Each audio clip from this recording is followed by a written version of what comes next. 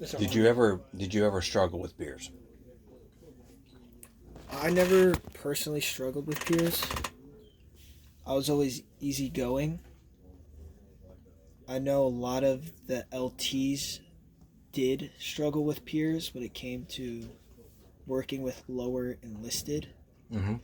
It was a privilege thing and almost like a communication barrier where they wanted to be almost politically correct or have a more correct avenue of approach where Give me an you got to be straightforward. give me an example. Oh, how should I go communicate this task to him? He just carried the saw all day yesterday, but we needed him to carry the saw again. Go tell him to carry the saw. You don't ask. We're all sucking. He has to suck more today. That's what he has to do. Unless he wants to volunteer for something else. You could give him options, but you have to. There's no rank in Ranger School. Right. And people, especially like on the officer side, still see rank. Everyone knows each other's rank. You have to see past it. We're all equal. You're not great. There's no task that's greater than your rank. Just because you're an officer doesn't mean you have to help on the op board. Right? Doesn't mean you have to build the terrain model. You can go dig the slit trench. You could go help fortify a fighting position. Let's take turns. We're all here to learn. We're all here to develop. You're not going to learn only doing the things you came here good at. You're not going to get that experience. So they weren't humbled. No. And for the most part, they recycled. Or they were recycles and they hadn't learned their lesson. I can understand that. And what another example was, we had this one LT, he had his go. He was put in a position he was put at PL. He was put there to get the squad leaders and the PSG a go. It was the last night of Florida. Fuck. We didn't get to go to Santa Rosa due to like lightning lockdown and bad weather. And he was put in charge and he was put in this position and he was like, oh, well, we're just going to go with it, see how it goes. Didn't really have a good plan.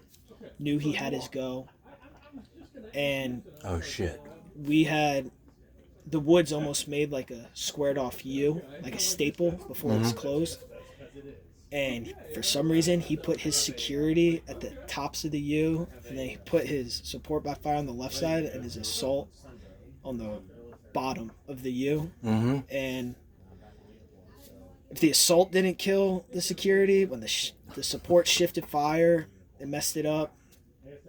And he couldn't find the objective either. It was nighttime. Couldn't find the objective, so he called for fire on it because he had the grid coordinates of the objective. So when he heard the arty sims, that's where they went. So no one was truly in place. And he got a no-go. And now the platoon sergeant was a bat boy.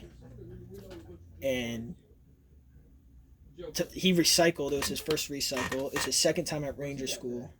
We found out later that he got RFS'd because of his actions. And a lot of people knew that was at stake for this kid. And the next morning, it was the same night, he didn't go to bed. The next morning we did peers. And all the enlisted guys wanted this guy's head cut off. Because he's not going to pay for his act. You committed fratricide. You shouldn't. You're going to give this kid a Ranger tab and tell him to go lead a platoon after he committed fratricide on the last night of Ranger School? Because he was lazy. He demonstrated that he Didn't was get incapable. 2 shits. Yeah. That situation put him at the bottom of a lot of people's peers. But he was a BRC recycle. Recycled twice, one of them was BRC, and I don't know, when your roster number is lower than the class you're in, there's some leeway, I guess. So you he see graduated. that. Yeah, he graduated. You see that.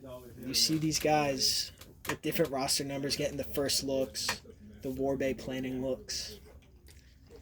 It grinds your gears, and then they look at you and tell you only real Rangers recycle, and it gets you going. It gets you going.